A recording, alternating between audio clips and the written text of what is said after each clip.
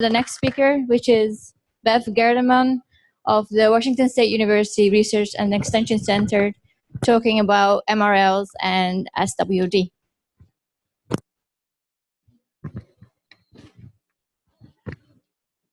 Good morning. Now can you hear me? Okay, good. Joe just got through talking about residue levels, and now I want to talk about something a little bit different but related. I want to talk about maximum residue levels and how they relate to toxicity in the field, or how they relate to killing the spotted wing Drosophila in your field. I also am going to spend a little bit of time on one slide, and it will have to do with degradation curves for bifenthrin and Danitol in red raspberries. So let's begin. You know, in the field, you're going to make an application, and you're going to want that residue to hang around for a period of time to kill the flies. After you make the residue, or after you make that application, what are the flies doing and how do they come in contact with this residue? You know, spotted wing Drosophila like shady places. They like to stay in the leaves. They're sitting on the leaves most of the time. Just a little bit of the time do they sit on the berries. So we really would prefer that the higher toxicity be on the leaves. And it turns out that that is the case. Leaves have more surface area than berries do. So this is going to be the primary way that we're going to be killing the flies because of those residues on the foliage. So in this way, the residues on the foliage are going to control spotted wing Drosophila better than the residues on the berries. So how does all this relate? After you make an application, the insecticide is going to begin to degrade. And so in certain ways, this is opposite, because you want those residues to hang around for a long time and protect your berries, but you don't want the residues on the berries because you want to be able to market them to different countries. So they're like diametrically opposed. So there is this relationship between the two. Let me go back to this slide. One thing I wanted to mention was, all right, we know that the leaves have a higher surface area. They have more toxic residues on them because of that. And it turns out that residues are really, really important. And we know that because if you were to make an application and killed every fly, every spotted wing Drosophila adult in your field, it still wouldn't be good enough, because every day you have an army of adult flies emerging from the soil. They haven't been in contact with any sprays, and what they're going to do is come in contact with those leaves. So the residues on the leaves are highly important in order for you to control spotted wing Drosophila in your field. Yes?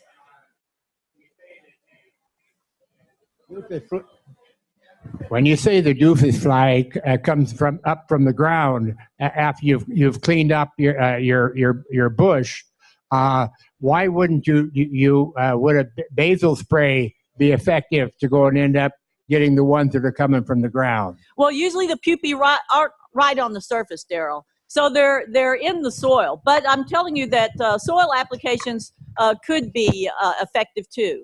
But for right now, we don't know that data. We don't have that data to present to you. So that is another strategy. But the pupae are about 1/4 of an inch below the soil surface. And so those flies are going to emerge and come out. So you may kill a few of them, but primarily those new adults are going to be coming up and landing on the foliage. But you've got confidence because you've gotten out there and made a spray, and you've sprayed correctly, and you've got good coverage. That's what we all hope for, is good coverage. And good coverage is really important, as you'll see as we go along here with our samples.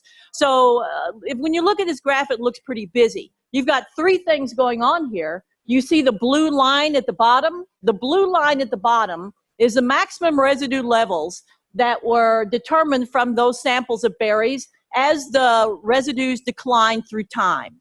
If you look at the green line, those are residues on the leaves, and they are declining through time as well. And then you look at the red bars. The red bars indicate how many flies are being killed through our bioassays. So what we did was, every day we would take the leaves in, put them in petri dishes, and put our flies on them, and we could report the % mortality. So if you look at this graph, you're going to see that with malathion, you're going to get pretty good coverage all the way till about day 5, and then it's going to drop precipitously. But if you look at the leaf residues, this is really what the berry residues are doing too. They're dropping pretty precipitously. And this is the trend that you get with OPs. So different classes of insecticides will degrade at different rates. OPs like to drop precipitously, whereas your pyrethroids like to degrade more gradually. And you'll see this trend as we go through a few slides today. This was a bioassay and a maximum residue study that we did about 3 years ago. And if you notice, the rate was lower than what you have today. So the main thing is, if you look at this, you're going to be seeing that the leaf residue is way higher than the berry residue. Remember, there's more surface area on those leaves, so you're going to have that higher residue level. All right, now let's look at Mustang Maxx. And with Mustang Maxx, you're going to have a little bit different decline. As Joe was describing, it's going to be more gradual. And here you can see we've got a little blip as well, right here.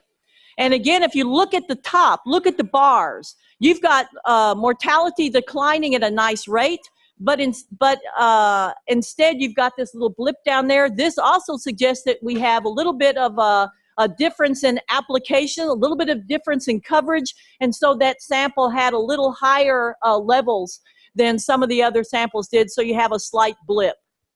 You can see also on day 6 that you've got an increase in mortality. It wasn't that this material was suddenly stronger. It was because another spray was made between 5 days and 6 days. One of the things that's a really good thing that's going on in your field throughout the season, and that is cumulative carryover. And we know that as the season progresses, even those levels of residues that drop down to off the radar, those sublethal residues tend to pile one on top of the other, and they're able to synergize other applications. So for example, here you can see malathion that was put on the 4th of August, and then you can see another application of malathion on the 18th of August. And these are bioassays or percent mortality here for flies. And you can see a big difference between the application made on the 18th of August compared to that with the 4th of August. You have better protection through the same material later in the season. And the reason is because of that pyrethroid application that was made between those two applications. So you want to rotate classes, and if you stay on schedule, you'll get a little boost from the previous one. Another thing that's going to have an effect on residues, maximum residues, and also your field toxicity is the fact that if you make it with different methods, let's say that you use an air blast, or you use maybe an over-the-road boom sprayer, or you have an aerial application, or you use micro sprinklers, there's a little bit different amounts of material that's put out. There's also a difference in the size of the droplets.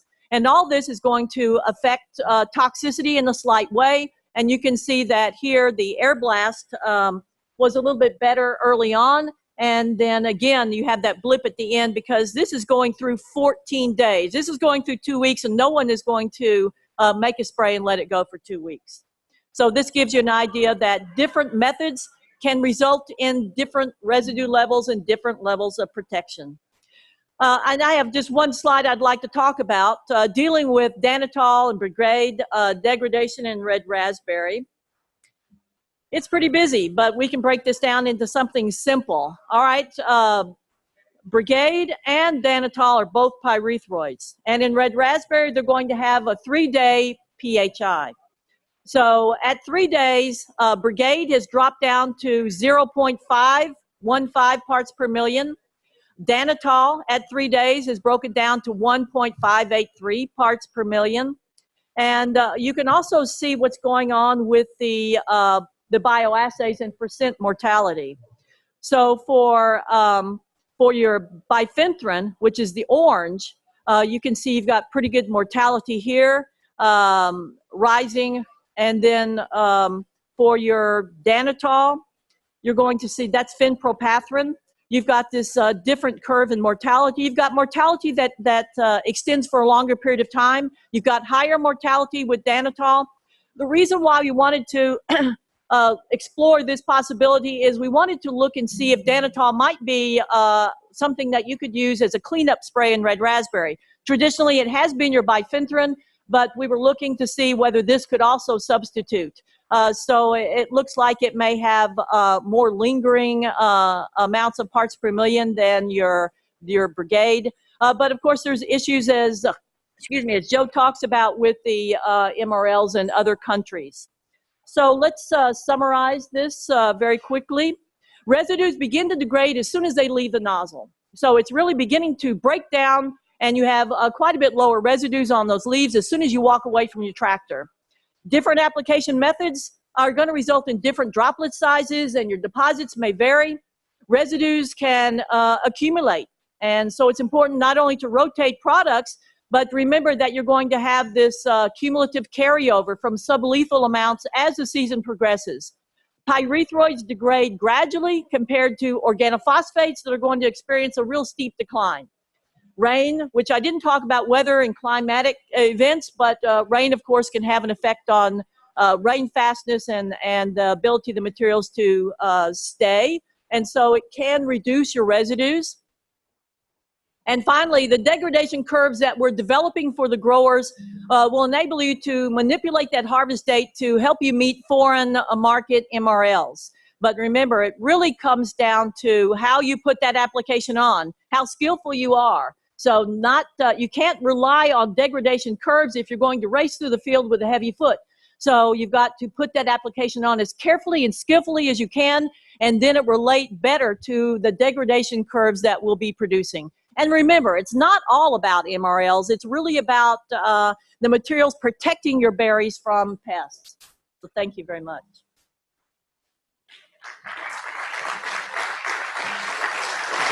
Okay, any questions for Bev?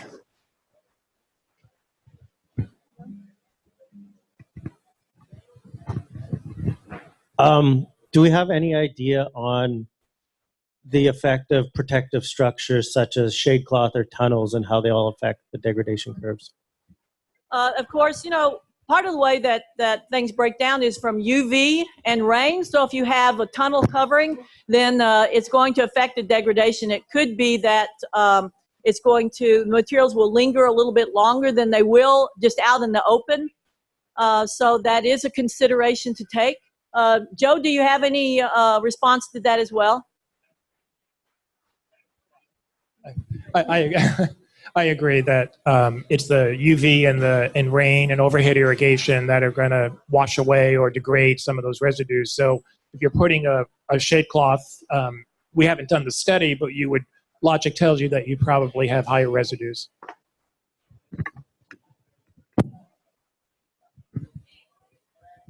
Okay, thank you. Oh, another question? Sorry. Are these sampling methods to determine residue levels in the various countries the same? Like, do you guys all follow the same standard, 100 berries per sample, 200 berries? I mean, I noticed the blips, suggested that it was differences in where the fruit was sampled. So that might be important. The country, and Joe could also answer this too, but when the foreign country is sampling the berries that come in, it's a subsample of what's there, what's been sent. So, if you put it on well, it's going to be consistent, but again, there could be differences from one sample to the next. Hopefully slight differences if you've done a good job in making your application.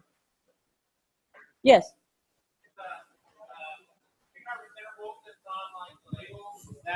Have plenty of room so that the MRL is met?